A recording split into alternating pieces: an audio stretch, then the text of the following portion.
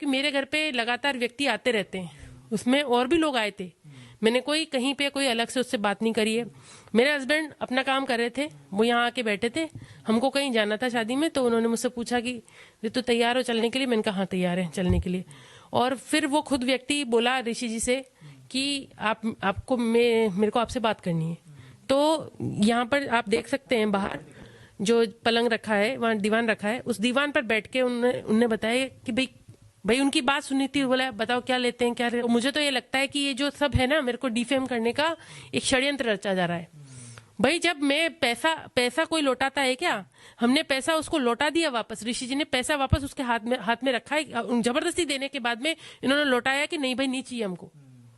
ऐसा करने के बाद भी वो ये लिख रहे हैं, तो ये मेरे को डिफेम करने की साजिश है। पैसा तेरा लिया नहीं तो किस बात की डील हो गई? तो मैं सीधा भास्कर से ये पूछना चाहती हूँ, अगर वो आपका पत्रकार है तो भाई आप सबूत पेश करो। और नहीं आपके पास सबूत है कि मैंने पैसा लिया है, तो मेरी छवि को जो नुकसान आपने पहुंचाया है उसकी भरपाई आपको करनी पड़ेगी। या तो आप खंडन छापो, इसका माफी मांगो, नहीं तो मैं कोर्ट का दरवाजा खटकाऊंगी। बीते दिनों से ही एक खबर लगातार मीडिया पर, सोशल मीडिया पर वायरल हो रही है।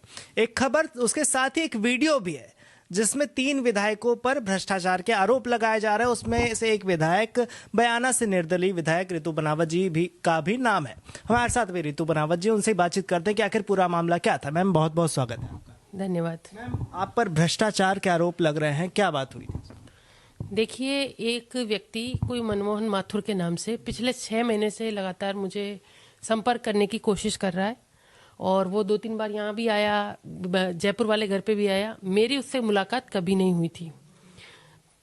2 दिन पहले 10 तारीख को वो जयपुर आवास पहुंचा। मैं उससे मिली नहीं, पर घर पे जो बच्चे थे उन्होंने ये कहा कि मम्मा तो 11 तारीख को चली जाएंगी, मम्मी रात को लेट आएंगी। प्रवासी राजस्थानी सम्मेलन था और भी मुझे शादियों वादियों में जाना था, तो मेरा मिलना उनसे हुआ नहीं। तो वो बिना मेरे से सहमति लिए या फोन पे बात किए वो व्यक्ति सुबह 11 तारीख को बयाना आ गया। फिर उसने मुझे फोन किया। उस दिन मैं बहुत बिजी थी, मैं उससे मिली नहीं। 12 तारीख को भी बिना बताए वो यहाँ पर इसी कमरे में आपके यहाँ बैठा हुआ था। जब वो वीडियो है आप उसमें देख सकते हैं कि यहाँ बैठ के हमने कोई पैसे की लेन देन की किसी भी तरह की बातचीत नहीं की। वो मेरे पास काम मांगने आया कि आप हमको काम दो, तो मैंने कहा भाई बजट नहीं है, मेरे को उससे कोई बात करनी ही नहीं थी इस विषय में। तो डील की कहाँ बात हो गई? मैंने ये कहा कि भाई उसमें मेरे को सीओ साहब ने, जो भरतपुर सीओ हैं मृदुल जी, उन्होंने बताया, एक जेन्युइन सलाह दी मुझे कि मैडम दरी पट्टी वाले काम में पढ़ना ही नहीं है, करप्शन होता है और इससे आपकी भी छवि खराब होती है। ये बात उस वीडियो में भी मैं कह रही हूँ। उसको मैंने बताई है कि हमारे यहाँ आईएएस लगे हुए हैं सीओ, उन्होंने ये बात मुझे बताई है और उसमें पढ़ना नहीं। ये साफ साफ मैं वीडियो में कह रही हूँ। पैसे की लेन देन की कोई भी बात यहाँ पर नहीं हुई है। हमने उसको जाने तक के लिए बोल दिया। उस समय मेरे पास, क्योंकि मेरे घर पे लगातार व्यक्ति आते रहते हैं, उसमें और भी लोग आए थे। मैंने कोई कहीं पे कोई अलग से उससे बात नहीं करी है। मेरे हस्बैंड अपना काम कर रहे थे, वो यहाँ आके बैठे थे। हमको कहीं जाना था शादी में, तो उन्होंने मुझसे पूछा कि ऋतु तैयार हो चलने के लिए? मैंने कहा हाँ तैयार है चलने के लिए। और फिर वो खुद व्यक्ति बोला ऋषि जी से कि आपको मेरे को आपसे बात करनी है। तो यहाँ पर आप देख सकते हैं बाहर जो पलंग रखा है, वहाँ दीवान रखा है, उस दीवान पर बैठ के उनने बताया कि भाई उनकी बात सुनी थी। बोला बताओ क्या लेते हैं क्या करते हैं। वो खुद बता रहा है जो कुछ भी है। जबरदस्ती से हमने उससे किसी भी तरह की लेन देन की न कोई डिमांड करी है, न कोई लेटर दिया है। वो जबरदस्ती से पैसे दे रहा है। पैसे किस चीज के ऑफर हो रहे थे? वो कोई खादी का कोई काम लेना चाह रहा था, दरी पट्टी का, उसके लिए मेरे को ऑफर करा था। मैंने तो साफ साफ मना कर दिया था उसको कि हमारे पास बजट नहीं है, उसको टालने के लिए कि चला जाए। वो गया नहीं, इनसे बात करा। वो भी पैसे इन्होंने, ऋषि जी ने वापस उसको लौटा दिया कि नहीं भाई हम बाद में बात करेंगे, अभी नहीं कर रहे। उसको साफ साफ मना किया है। फिर भी वो मीडिया में ये लिख रहे हैं कि भाई 40 लाख की डील हो गई।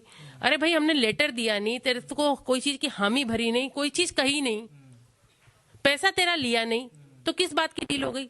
तो मैं सीधा भास्कर से ये पूछना चाहती हूँ, अगर वो आपका पत्रकार है तो भाई आप सबूत पेश करो। और नहीं आपके पास सबूत है कि मैंने पैसा लिया है, तो मेरी छवि को जो नुकसान आपने पहुंचाया है उसकी भरपाई आपको करनी पड़ेगी। या तो आप खंडन छापो, इसका माफी मांगो, नहीं तो मैं कोर्ट का दरवाजा खटकाऊंगी और मानहानि का दावा भास्कर के ऊपर करूंगी।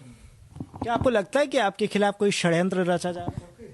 देखिए, मैं बताऊं, मैं विधायक बनी तो तुरंत उसके थोड़े ही दिन के बाद के पहले सेशन की बात है कि कोई डी फेक का वीडियो मेरे नाम से वायरल किया गया, कोई दिनेश मांझू ने, और लगातार उसको वायरल किया, जबकि मेरा ऐसा कोई, मेरे कैरेक्टर पे कोई उंगली नहीं उठा सकता। पूरे इलाके में जो जितनी अच्छी छवि मेरी है शायद ही किसी की होगी।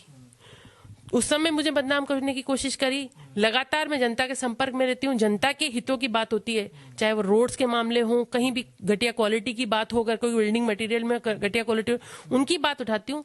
इसलिए लोगों को ये पच नहीं रही। तो मुझे तो ये लगता है कि ये जो सब है ना, मेरे को डिफेम करने का एक षड्यंत्र रचा जा रहा है। भाई, जब मैं पैसा कोई लौटाता है क्या? हमने पैसा उसको लौटा दिया वापस। ऋषि जी ने पैसा वापस उसके हाथ में रखा है, जबरदस्ती देने के बाद में इन्होंने लौटाया कि नहीं भाई, नहीं चाहिए हमको। ऐसा करने के बाद भी वो ये लिख रहे हैं, तो ये मेरे को डिफेम करने की साजिश है। बस। कौन हो सकता है मैम, आपको क्या लगता है कौन हो सकता मैं क्या कह सकती हूँ इसके बारे में? जी, हो सकता है पॉलिटिकली जो दुश्मन हो उनकी साजिश हो सकती है, पर किसी का पर्टिकुलर मैं नाम नहीं ले सकती क्योंकि मेरे को नहीं पता। और मैं तो ये कह रही हूँ, इसकी जांच होनी चाहिए। मैं तो केस भी करने वाली हूँ, और जिन्होंने ऐसा किया उनको तो सबक सिखाने वाली हूँ। या तो भास्कर माफी मांगे मेरे से, नहीं तो मैं इनके खिलाफ सख्त कार्रवाई मैंने तो वकीलों से बात करी। आज मैंने पीसी अपने यहाँ बयाना में किए, कल मैं जाकर पीसी जयपुर में भी करने वाली हूँ, और कोर्ट के विधिक राय के लिए मैंने वकीलों से बात कर ली। अब मैं इनके खिलाफ मुकदमा करूंगी। है? ये बताइए मैम कि आपको जो पैसे ऑफर हुए थे वो अभी कितना पैसा दे रहे थे, क्योंकि अभी कितना लेके आए थे, क्योंकि बाद में जो कुछ नहीं पता। यहाँ पर बैठ के, जहाँ ऋषि जी बैठे हैं यहीं बैठे थे वो, मेरे सामने कोई पैसे की बात नहीं करी। उधर जाकर उन्होंने ऋषि जी को पूरा बताने की कोशिश करी कि इतना परसेंट, वो भी वीडियो में देख रही हूँ। भाई, अगर हमको देना होता, अगर उससे पैसा लेना होता, कमीशन लेना होता, तो मैं उसको वीडियो में आपको दिख जाता कि मैं उससे बात करती, उसको लेटर देते, हम कुछ तो देते। हमने उसको कुछ भी नहीं दिया। अच्छा मैम, ये बताइए कि एक बात और भी चल रही है कि उसमें कहा गया है कि पिछली बार ऐसा हुआ था, दिक्कत हुई थी। मेरे पास कोई व्यक्ति आया था, यहाँ पे स्थानीय व्यक्ति था, वो आया था खादी का काम लेके, तो मेरे को सीओ साहब ने सजेशन दिया और मैंने बात मानी है।